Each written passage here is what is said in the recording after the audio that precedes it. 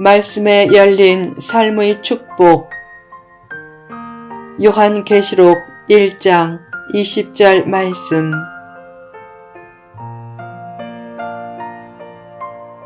계시록에 나오는 7교회.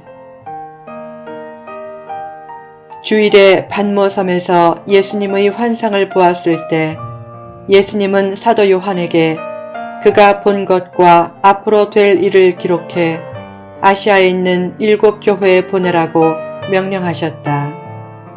그리고 각각의 7교회에 그 교회에 적용되는 특별한 말씀을 주셨다. 그 말씀의 내용이 2장에서 3장에 기록되어 있다. 7교회는 어떤 교회를 지칭하는가? 실제 소아시아에 있던 7교회를 지칭한 것이란 주장도 있고 역사적인 7교회 시대를 상징한 것이란 주장도 있다. 예수님은 부활하시고 40일 동안 지상에서 활동하신 후 승천하셨다. 승천 10일 후 오순절 다락방에 성령이 임했고 성령이 임하면서 역사상 처음으로 교회가 생겼다. 그리고 예수님의 재림 때까지 교회는 지속되고 예수님이 재림하실 때 교회는 들림받고 예수님의 신부로서 영원히 예수님과 함께 있게 될 것이다. 예수님의 승천 10일 후에 성령께서 오실 때부터 예수님이 친히 육신을 입고 재림하실 때까지를 교회 시대라고 한다. 그렇다면 우리는 현재 교회 시대의 마지막 때에 살고 있는 셈이 된다. 교회 시대를 자세히 연구하고 그때 교회에 일어났던 일과 그 시대 상황을 분석해 보니까 요한계시록 2장에서 3장에 나오는 7교회가 7교회 시대 상황을 나타내는 것 같다고 주장하는 성경 연구가들이 있다. 즉 요한계시록 2장에서 3장에 나오는 7교회는 교회 시대를 7시대로 나누어 각 시대의 교회를 나타낸 것이고 7교회에 주신 하나님의 메시지는 각 시대의 교회에 주신 메시지라는 주장이다. 그 주장은 요한계시록의 7교회가 구체적으로 어떤 교회를 나타내는지에 관한 연구 중에서 여러 허점이 있음에도 불구하고 가장 폭넓게 받아들여지고 있다. 이 주장을 받아들이는 사람들은 7교회를 다음과 같이 7시대의 교회를 나타내는 것으로 구분한다. 첫째, 에베소 교회는 주후 30년에서 100년의 사도시대 교회다. 언제 사도시대가 끝나는가? 주후 100년경 사도 요한이 죽음으로 사도시대가 끝난다. 둘째, 서머나 교회는 주후 100년에서 313년의 환란시대 교회다. 환란시대는 주후 313년에 콘스탄티누스가 기독교를 공인하면서 끝난다. 셋째, 버가모 교회는 주후 313년에서 590년의 자유시대 교회다. 이때 교회는 자유를 누리지만 점차 타락의 길로 들어선다. 넷째, 두아디라 교회는 주후 590년에서 800년의 확장시대 교회다. 이때 교회는 점차 확장되지만 우상숭배도 점차 확산된다. 다섯째, 4대 교회는 주후 800년에서 1517년의 교황시대 교회다. 이때 교회는 강력한 교황을 중심으로 엄청난 권력을 쥐지만 가장 타락된 모습을 보여서 이때를 교회의 암흑시대라고 한다. 결국 1517년에 루터의 종교개혁이 일어난다. 여섯째, 빌라델비아 교회는 1517년에서 1905년의 말씀시대 교회다. 이때 교회는 다시 말씀의 순수성을 찾으려고 노력하고 선교에 눈을 뜬다. 일곱째, 라오디게아 교회는 1905년 이후의 외형시대 교회다. 이 시대는 예수님이 재림하실 때까지 성령 충만을 빙자해서 외형주의가 득세하는 마지막 시대다. 이 이론에 의하면 지금은 라오디게아 교회 시대다. 7 교회가 무엇인지를 구체적으로 밝히려는 시도에서 앞서 언급한 주장은 가장 많이 수용되는 주장이다. 그러나 이 주장을 뒷받침하는 성경적인 확실한 증거는 없다. 결국 이 주장을 받아들이는 문제는 전적으로 본인이 기도하고 받아들일 문제다. 그러나 기본적으로 다음과 같은 기본 원리는 잊지 말라.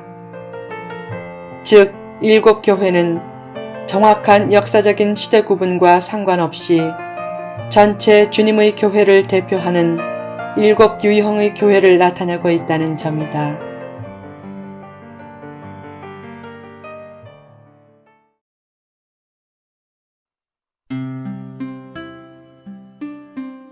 일곱 교회에 말씀하시는 예수님 묘사.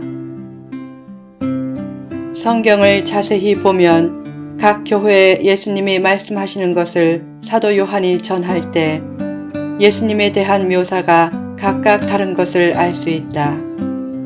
각 교회에 말씀하는 예수님이 어떻게 묘사되어 있는가?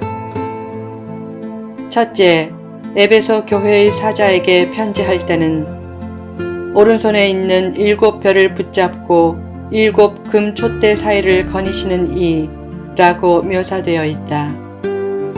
둘째, 서머나 교회의 사자에게 편지할 때는 처음이며 마지막이요 죽었다가 살아나신 이 라고 묘사되어 있다.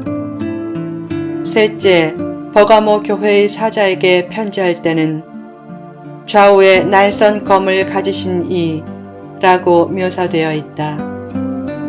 넷째, 두아디라 교회의 사자에게 편지할 때는 그 눈이 불꽃 같고 그 발이 빛난 주석과 같은 하나님의 아들 이라고 묘사되어 있다.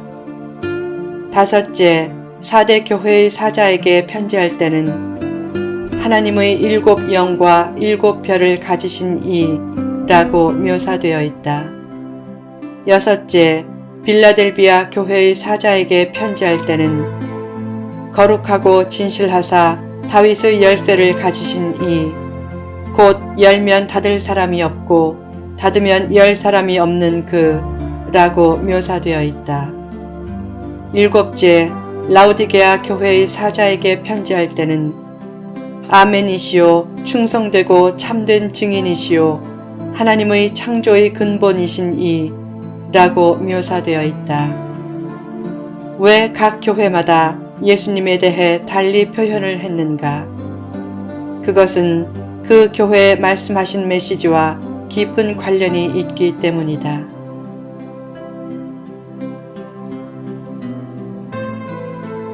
말씀에 열린 삶의 축복. 7 교회에 말씀을 주시는 예수님에 대한 묘사는 각각 달라도 7 교회에 주시는 말씀의 끝에 있는 권면은 다음과 같이 다 똑같다.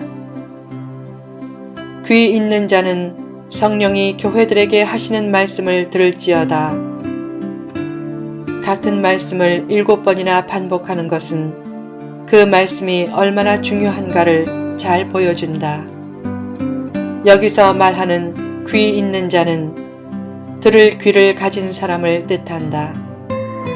즉, 예수님이 주시는 말씀을 하나님의 말씀으로 받아들이는 자세가 중요하다는 뜻이다. 은혜 유무는 탁월하게 말씀을 전하는 것보다 탁월하게 말씀을 듣는 것과 더욱 깊은 관련이 있다.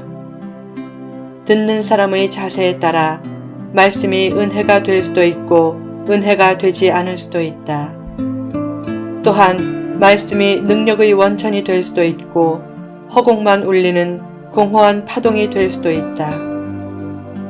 심령이 변화되고 축복을 받게 하는 핵심 요소는 하나님의 말씀을 열린 귀와 열린 마음을 가지고 받아들이는 것이다. 데살로니가 전서 2장 13절에 이런 말씀이 있다. 이러므로 우리가 하나님께 끊임없이 감사함은 너희가 우리에게 들은 바 하나님의 말씀을 받을 때에 사람의 말로 받지 아니하고 하나님의 말씀으로 받음이니 진실로 그러하도다. 이 말씀이 또한 너희 믿는 자 가운데에서 역사하느니라. 말씀을 사람의 말이 아닌 하나님의 말씀으로 받아들일 때 놀라운 역사가 나타난다. 하나님은 말씀으로 천지를 창조하셨다. 말씀은 능력의 최대 원천이다. 목사는 목으로 사는 길을 제시하는 사람의 준말이란 유머가 있다. 의미심장한 유머다. 설교자는 말씀 준비에 목숨을 걸 정도가 되어야 하고 그런 설교자의 말씀을 성도는 열린 마음으로 잘 들어야 한다.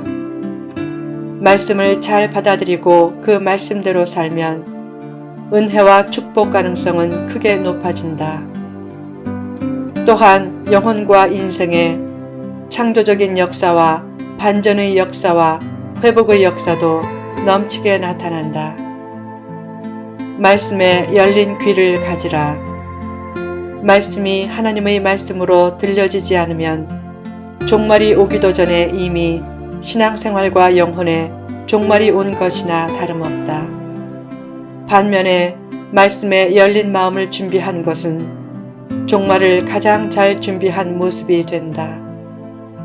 예배 때 열정적인 예배 행위보다 더 중요한 것은 말씀 속에서 하나님을 만나고 삶의 변화를 결단하는 것이다.